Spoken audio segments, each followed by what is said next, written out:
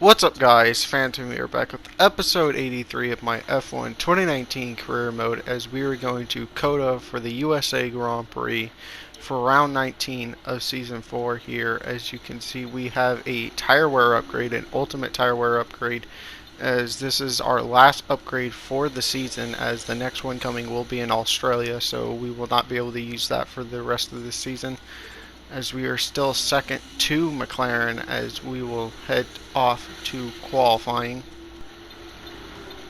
We're expecting qualifying to start any minute here in Austin, Texas, where drivers will be hoping to top the timesheets today and be ready for tomorrow's US Grand Prix.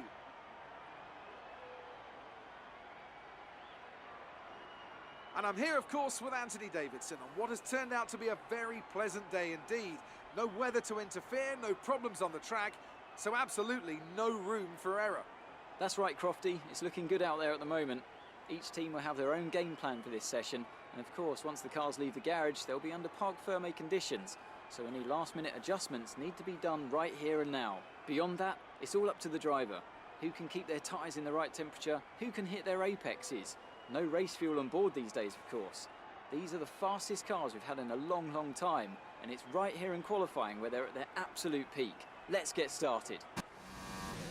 As we start out here in Q3, as we go a little bit wide through the penultimate corner, as it is absolutely blinding with that sun, as we try to get a good run out of the final corner here, as we will cross the line and head towards the turn 1 hill hairpin up here, as you have to brake at the black box there, as you make sure not to lock up like I do, take a late apex there, as we will head back to the penultimate corner, hopefully take it a lot better this time, as we will pull up to the last corner here, run a little bit out there, as we will come across the line P3 as Leclerc's in on pole, as Perez will split us as our teammate is not in the top 10, as we will head on to the race.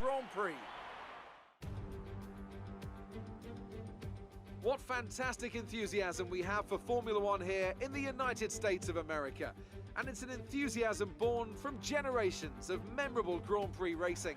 Bruce McLaren took his maiden victory at Sebring way back in 1959, and John Watson's 1983 victory at Long Beach, well, that still holds the record for the lowest ever starting position for a race winner. It's the Circuit of the Americas then, situated 14 miles outside the great city of Austin. This is the 3.6-mile lap with 20 corners, 10 each to the left and to the right, and top speeds of around 200 miles per hour.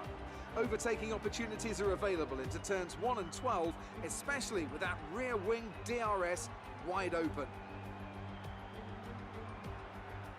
With me today, of course, is Anthony Davidson. Let's talk about old-timer. Everything's on the line here today, and the title hangs in the balance. So how do you think they'll be coping with all that pressure? I think as long as they keep their mind on the task and not its historical significance, they'll be just fine. This is a race just like any other.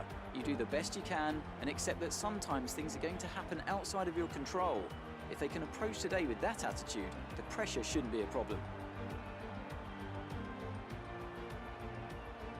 It's time to see how our drivers are stacking up after yesterday's exciting qualifying session. A fantastic effort from Charles Leclerc yesterday puts him on pole. Sergio Perez lines up alongside. Looking at the rest of today's grid, we have oldtimer, Verstappen, Carlos Sainz, and Hamilton, Kvyat, Albon, Raikkonen, and Kevin Magnussen, Weber, Grosjean, Lando Norris, and Vettel, Stroll, Bottas, Daniel Ricciardo, and Devon Butler. Russell and Nico Hülkenberg completes the grid. And with preparations almost complete, let's head down to the track.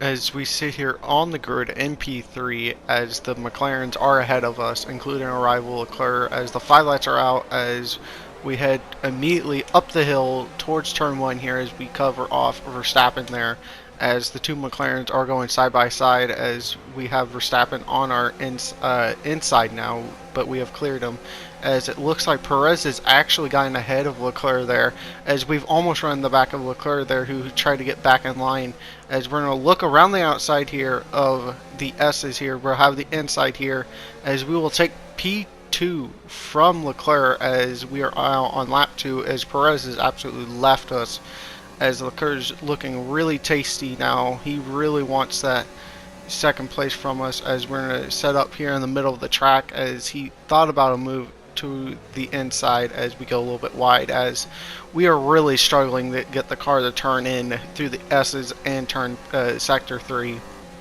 as now Leclerc's looking around the outside here of turn 1, but he will run out of space as we will run him out of track, as we slightly locked up there.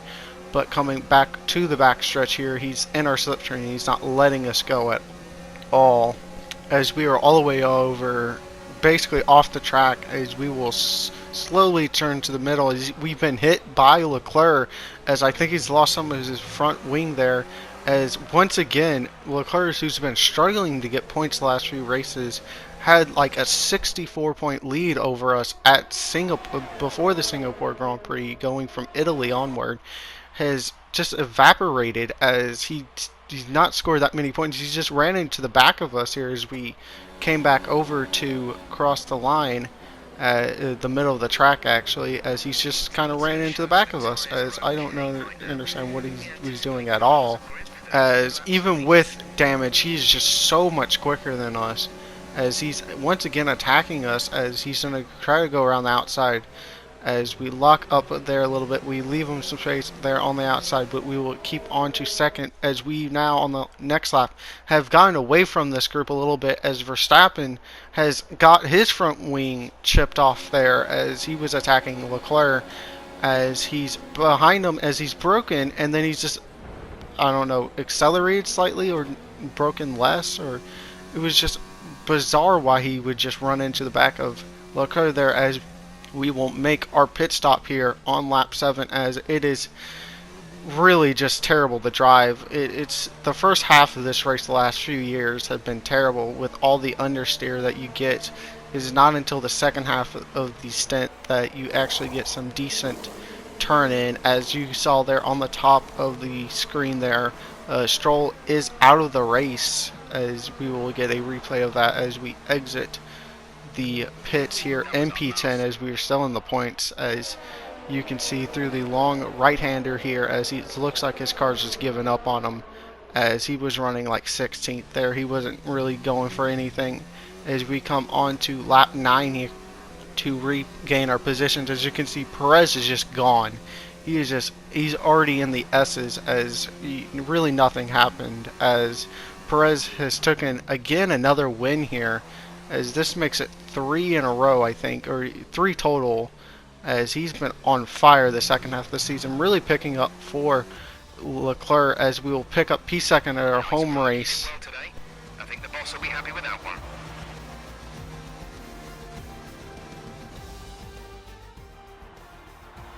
Another race and another win for McLaren. Anthony Davidson, how do you think they were able to set themselves apart today?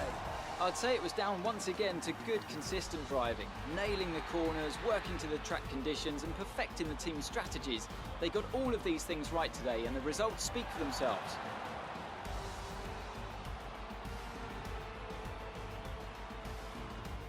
Our drivers are making their way out for the podium celebrations, and it's going to be McLaren picking up the winner's trophy. Congratulations to the entire team for that fantastic performance.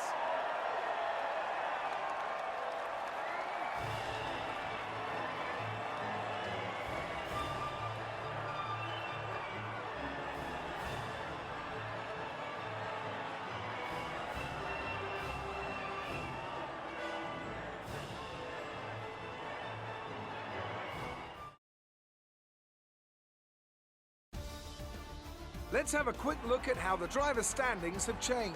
Old-timer increases their championship lead. Now, let's discuss, Ants. Who would you say is a contender for driver of the day? Daniel Ricciardo certainly impressed me today, an incredible performance. Let's move on to the constructors. With that result, McLaren can no longer be touched at the top of the table.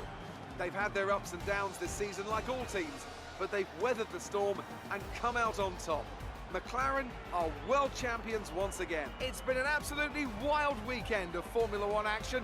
I can't wait to see what's next.